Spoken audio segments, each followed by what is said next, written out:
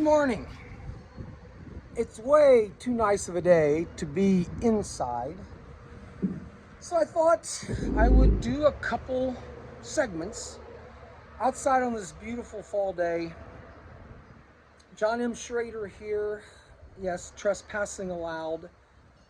Um, just too nice to be inside, cramped up in a silly room. Got a couple thoughts. I was spending some time this last weekend with my son and daughter-in-law and their two very small, cute, lovable children, Leo and Fulton. Leo's about 3, Fulton's about 1.5. And while I was there, I was able to spend some time with each one of my grandsons. I've got 2 other grandsons in Toledo, but these grandsons were in Tulsa, Oklahoma. One day, I'm with my youngest. He's 1.5 years. Fulton, he is finally now able to walk, which means now he can pretty much rule the world. He gets to go wherever he wants to because he's so much faster than just crawling around. I decide I'm going to fix dinner that night, but part of fixing dinner, I wanted to go to Red Lobster and pick up a couple items that would make the dinner special. While I'm sitting there waiting for my order, a gentleman comes up to me. I've never met him before. He's never met me. And as we're both waiting for our food for takeout, we share a couple funny thoughts. He looks down at my hand, which I realize he's looking at my ring. And out of nowhere, he says, "John," because by now I've told him my name, "how long have you been married?" Well, interesting. I said, we've been together, gosh, we've dated 6 years. This December, it will be 40 years. So, been married about 40, been together about 47. Why do you ask? I thought. Well, it just so happens, he says, I'm outside in my car with my fiance, and we just kind of had a fight. And I would love to get your thoughts and your advice on what could make a happy marriage. I must admit, I was a little blown away that me and Fulton are sitting there waiting for some Red Lobster biscuits and some, I don't know, maybe some shrimp or something. Can't remember exactly. But here I am, never meeting the guy 5 minutes ago, never even knew the guy, and now he's asking me my advice on a happy marriage. I said, well, interesting that you should ask because, yeah, I have a couple things that I think will work. So again, as we talk about this crazy guy who does trespassing allowed, part of my mission, I do believe, because I was told many years ago, John, you should have been a teacher. Part of my mission is, yeah, I'm going to teach when I can if I feel like I have a fairly good opinion. Here's the 4 quick ones that we will get into someday in great detail. I call them the 4 C's of a successful and happy marriage. First of all, okay, there's got to be communication. No question. You want a marriage that's vibrant and happy and excited, you better be able to communicate with your spouse, your partner, your friend, your lover. If you're not able to communicate on a regular basis, I truly believe that yes, you can stay married for 50 years, but it's not going to be a happy one.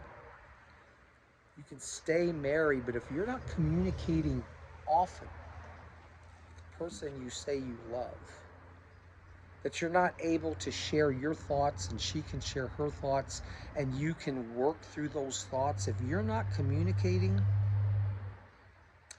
I believe you're going to have a very struggling kind of marriage. May end early, may last forever, but you got to communicate. Number two, there's got to be something that I like to call compromise. Compromise in a marriage is extremely important. Compromise to me says I love my spouse. I think my spouse loves me. But if I believe that I am always the one who has to make and get the final decision, I'm not being respectful to my spouse. My parents, who you will hear me talk about often, who grew up in the 50s and the 60s, I do feel like, and maybe it was because of World War II, maybe because of the military life of so many individuals. I do believe that back in the day, yes, marriages lasted a long time, but I don't believe there was always this thing called compromise. It was kind of like the wives, the mothers, too often were not able to get the things they always wanted because the man felt like he had to be in charge and he had to have the final decision. You'll see behind me maybe a couple golf greens back there, and you'll hear me talk at length in the future about this crazy idea I came up with years ago about a true synthetic turf golf course, an exclusivity golf course that I'm not going to get into a whole lot today because it's about 30 years of planning. But one of the areas of compromise with my wife and I, Tammy and I, was that as this idea of mine was beginning to grow over many, many years, and as I was putting out bits and pieces and parts to her, the fact that to me a golf course in my backyard made a whole lot of sense because of what my company was able to do for many years and what synthetic turf was able to do. My wife, even though we had hit approximately 130,000 golf balls off of this deck over the course of 25 to 30 years, my wife honestly did not hit a single one. Just wasn't her cup of tea. She probably saw 100 different people, different times, hitting golf balls off this deck, but it didn't mean that she wanted to hit any herself. She tells me today that no, she's never hit one. And if she has, well, that's between her and the golf ball and the hole in one she may or may not have made. However, one of the unique parts of this golf course that I started designing many years ago was very unique tee boxes. If you're a golfer, most of the time your tee box is pretty much, you drive up, there's a flat spot, and there's probably some blue or white or red wooden things next to you telling you if you were hitting from the professional side, the man's side, or the woman's side. But one of the things I wanted to do to create this unique golf course was to make the tee boxes, the 12 tee boxes that approach 4 or 5 synthetic turf greens that would allow me to play an 18-hole golf course in maybe 2.5 hours. A golf course so unique that because I was in landscape maintenance for most of my life, it blows a lot of golf course superintendents away when I say that it only takes me 2.5 hours a week to prepare this golf course for whoever would want to come and privately play. That's something, when I look at the golf course, it's something that I'm probably somewhat proud of how I was able to design this where 10, 12, 15 people could play for 5 or 6 hours, do exactly whatever they wanted, and we call it exclusivity golf. But basically, what does this have to do with compromise?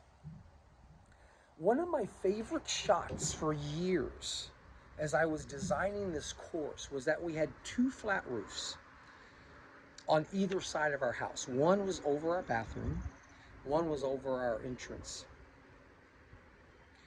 A good friend of mine many, many years ago, you'd hear me talk about, I have a number of groups of friends. A good friend of mine, Jerry Luce, an engineer. you've heard about Jerry, if you ever listened to my podcast about the craziest surprise birthday party, Jerry was in that podcast also. Jerry and I and a couple others one night were sitting up with a couple cold libations, sitting on the flat roof with a piece of synthetic turf. And the next thing we know, we're hitting golf balls off of my roof into my backyard. Jerry, yeah, John, this is a great place to hit golf balls off of your roof. It was a great place because I remember that day Tammy wasn't home. She was somewhere else, which made it nice because we could be boys hitting golf balls off a flat roof. So for years later, every once in a while, I would take a ladder or I would take a piece of turf up on the flat roof over my bathroom, and I would hit balls off of the flat roof, which was just right behind. As you can see, this is the elevated part of the course that we hit, like I say, about 130,000 times off of that over 30 years. So my idea, my best shot for this course was off of my flat roof. What does this have to do with compromise? My dear wife, who you will learn through these many, many podcasts, we've been together for so long, we complement each other because we are opposites. You ever heard that opposites attract thing, right? Okay? We are opposites. Long story short, my wife said to me, not just one day, not just 4 days, not just 25 days, you are not going to be hitting golf balls off of our flat roof. And then she gave me all the reasons why. I could try to explain to her that my 30 years in synthetic turf, and you look at a few different synthetic turf installations on flat roofs all across the world, that synthetic turf and flat roofs actually are quite common. I'm sure many of you listening have probably been to a building or a place where you've got a flat roof. And then on that flat roof, there's either a putting green or there is a tee box or something, right? Didn't matter. You see, this flat roof was her flat roof also. This flat roof, this backyard, this idea that I came up with, if we're going to have a good, loving, happy marriage. After the 25th time, I realized that this was the compromise. The compromise, regardless of how she may or may not have understood it. My idea of how this would work was I was going to have circular steps going up between the wall and a really cool pine tree, and people were going to go up there. But she had seen me on a number of occasions bring my golf clubs and maybe one or two individuals through her kitchen, up the stairs, through my son's bedroom, out my son's window. And I think in her mind, she believed that yes, I would be doing that all the time. Right or wrong, it didn't matter. Here was my point. I could create and build my course by compromising on the flat roof. I was able to say, okay, no, we're not going to do this, even though it was my favorite, even though it was something I dreamed about for years, because I was able to say, you know what, I can come up with something a lot more creative than hitting off of a flat roof. I don't know, maybe someday I build a tree house because I love Swiss Family Robinson, and maybe you come up into the tree house and you walk through the tree house and you play the piano that's in the tree house, and then out on the deck of the back of the treehouse becomes a new, amazing tee box for a fairly unique golf course. Compromise is that other C in a marriage that I think is so incredibly important. Okay? Number 3, commitment. You make a commitment. You make a vow. You want a happy marriage, and you think for the next 20, 30, or 40 years you're not going to have 2 or 3 or 400 different issues that come up and that are going to amaze you at how the person that you married doesn't agree with you. A little side note, when people talk about marrying their opposites, opposites attract. I love her because she's so different than me, or she loves me because I am this and this and this. Realize that if you're going to stay married for 30, 40, 50, 60 years, and people do that, and you want the marriage to be happy, there are things and times that will make you literally just shake your head at how in the world does he feel this way or she feel this way. I will get into commitment much deeper at another time, but commitment means I took a vow. And that vow says that, there are going to be some really great times in this marriage. There's going to be some times that aren't so great, for the good times and the bad. The commitment, in my opinion, is probably the strongest of the 4 C's.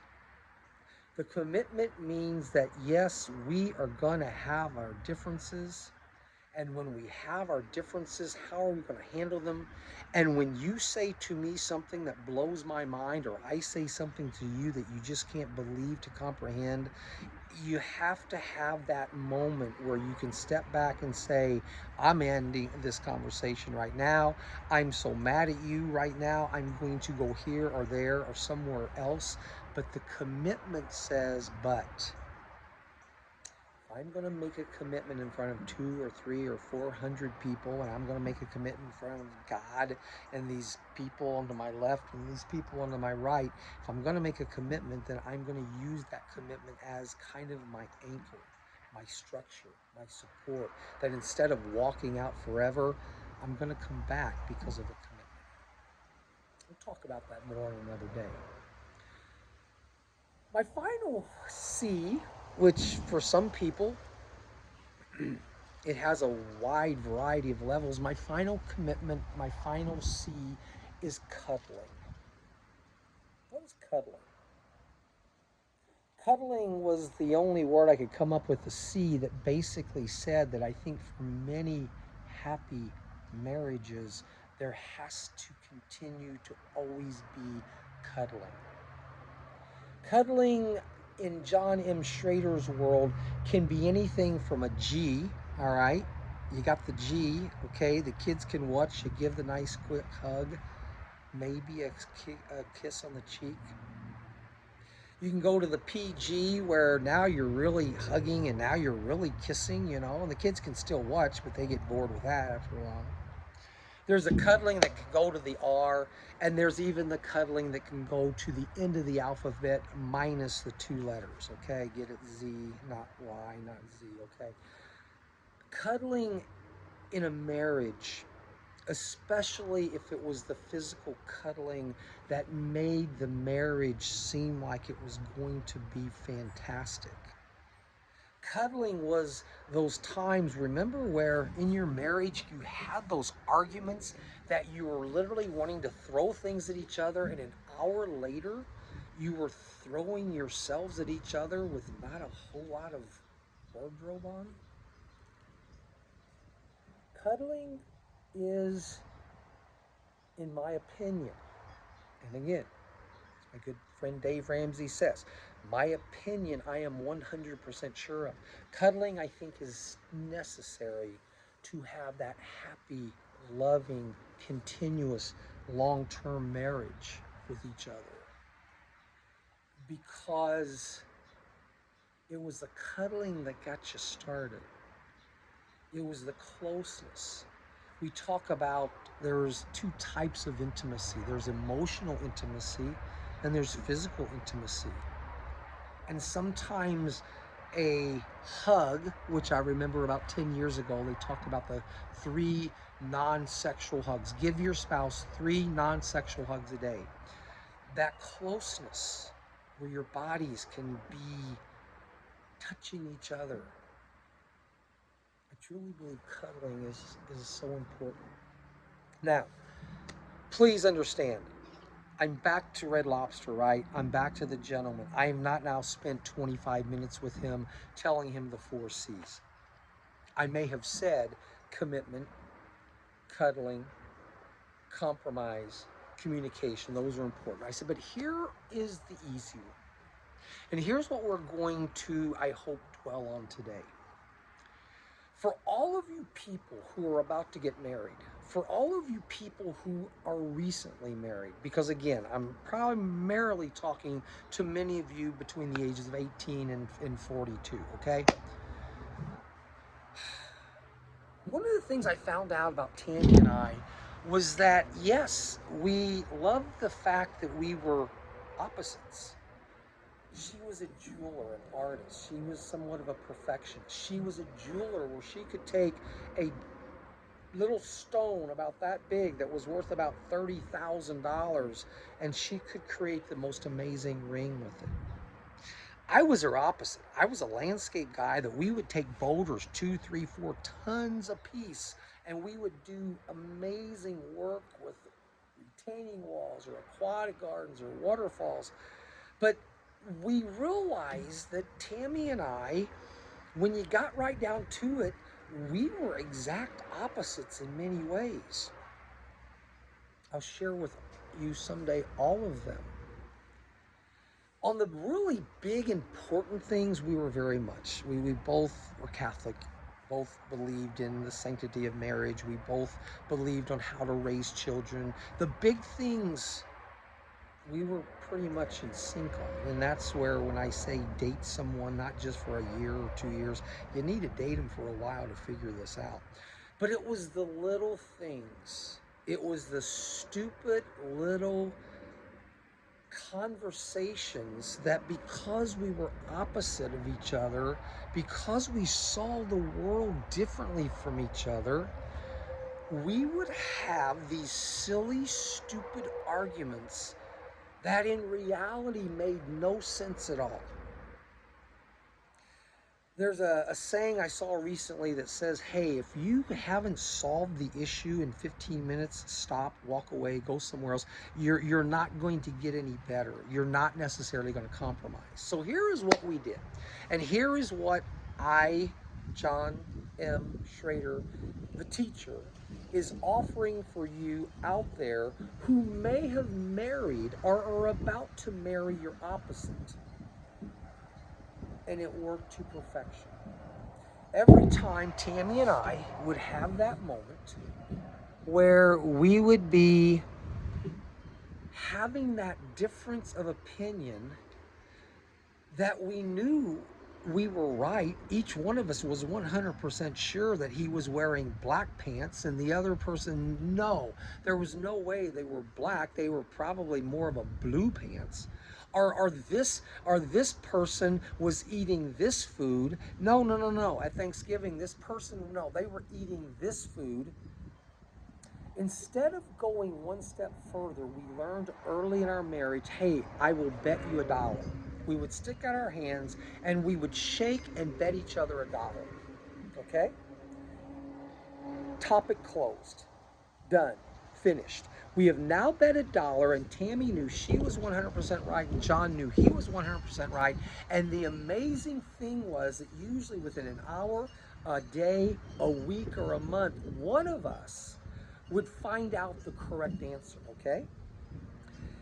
If I said his pants were black and Tammy said his pants were blue, and I called Bill and said, hey, Bill, the other night, were you wearing black or blue pants? And Bill would say to me, yeah, no, I don't even own blue pants, John, they were black. Tammy would then have to put $1 in this big jar. We called it a carboy. Basically, it was this huge jar that pharmacists used to put tens of thousands of pills in. And how we got it, I have no idea. But the loser of the $1 bet would now have to put the $1 into the carboy. We probably didn't even talk about it anymore. Or we would take a couple seconds and say, okay, I thought it was blue for this reason, or I thought it was a... The bottom line is the $1 bet from the time we were first married became for us the easy, simple solution of why we wouldn't let a stupid little argument progress into something that was more hurtful, more strenuous, more disrespectful to each other. Here's the crazy part. About every 3 years, we would go and we would take all the money out of the jar.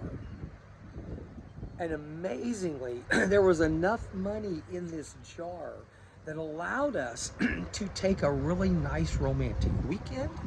Sometimes we could take a whole trip with the money that we had been saving, okay? Told us several things. One, if we're able to take a vacation or romantic weekend with maybe a couple $1,000, maybe $500, well, it told us how often we disagreed with each other. It told us how often that we were able to, instead of getting into a frustrating argument that might go even farther, we were able to stop the argument. And then the reward was we had money put away that we forgot about completely until we then were able to share it with each other. The $1 bet in my and Tammy's marriage was amazing when we realized how often we disagreed with each other. But the $1 handshake allowed us to immediately stop the ridiculous argument. Don't get me wrong, we had discussions, differences of opinions, and arguments that were way beyond a $1 bet. But amazingly, not that often. Because again, on the big things we agreed with.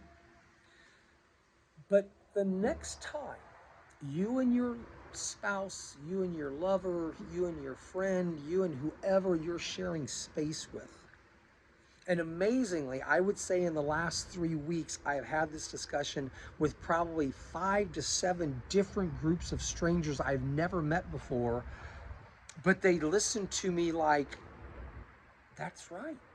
We do talk and argue about the stupidest stuff. And sometimes it takes us to a level that neither one of us are happy with. Us being able to take a full vacation every 3 or 4 years with the money that we had in the carboy took what could have been 2,000 different discussions that could have gone ballistic. It could have imploded us, and instead we took the negative and we turned it into a positive. We took that money that had we not bet the dollar, who knows what we would have been doing, who knows how many things would have been thrown. But no, now we're going on a vacation, or we're going on a very special weekend, which, believe me, trust me, it was fun. It was amazing.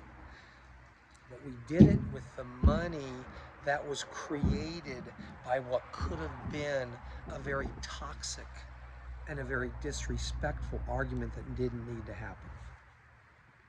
So, you got your 4 C's, all right? I think they're important, and someday we'll go over each one of them in greater detail. But the easy one today, the one that each and every one of you can do today when you get home with that person that you're sharing the house with, the person you're sharing the bed with, the person you're sharing your children with, the person that you have made a commitment to. John M. Schrader is telling you that when you start to have that disagreement, that is usually so petty and stupid and ridiculous that somehow escalates into something where we now want to start judging the person and not the moment. Reach your hand out, bet them $1, move on to the rest of your day, and if you think you are the one who's right, by God, find out the answer. I will tell you this. People have asked me, so John, in the 30 or 40 years that you and Tammy have been together and you guys have bet, in the 30 to 40 years, who was right more often? And I can honestly tell you, I would bet that Tammy was probably 60%, maybe 65% of the time I was putting the dollar into the carboy. I was the one putting the dollar in there because she was right. Okay? I can admit that. Did we ever keep count? No. Did we ever journal it? No. I just believe because on a lot of those little things, yeah, she was better with detail. She was better with kind of understanding. So yeah, if you ever meet my wife Tammy, understand that yes, she was the one that only probably put in 35% of the money, and I put in 65% of the money. But wait a second, in our marriage, it's really both our money, right? And so it really didn't really matter. You see how we were able to take what could have been a destructive and negative and disrespectful part of our marriage. We were able to make a $1 bet. And maybe some of you guys out there have so much money, maybe it's a $10 bet or a $20 bet. But here's the funny thing. Every 3 years, count how many dollars are in your carboy. Maybe some of you guys have a marriage that, you know what, there's only $12 in 3 years where you had a difference of opinion. Something tells me you didn't marry your opposite. We marry our opposite, I think, many times because we love the things about them that we aren't. I love the things about my wife that I wasn't. Yeah, I kind of like that she was a woman. That was really important. But all the things that she did that I didn't do made her a special gift to me, made her something that was exciting and fun to deal with and fun to be with and all that. But just remember, if you're going to marry your opposite, that means that every time you have a thought here, she has the opposite thought there. Every time she thinks this is right, if you married your opposite, you're like, what are you talking about? That doesn't make any sense. Bet the dollar. Count the money every 2 or 3 years. Go out and spend that money on something both of you will love to do, and then send me your stories. I want to hear about them. So with that being said, as you always hear me say, I love my God. I really love my country. I love my family, even sometimes when we disagree. And I'll always tell you, I just meet the most wonderful people, sometimes even in a sit-down place in Red Lobster where a complete and total stranger after 5 minutes wants my advice on a happy marriage.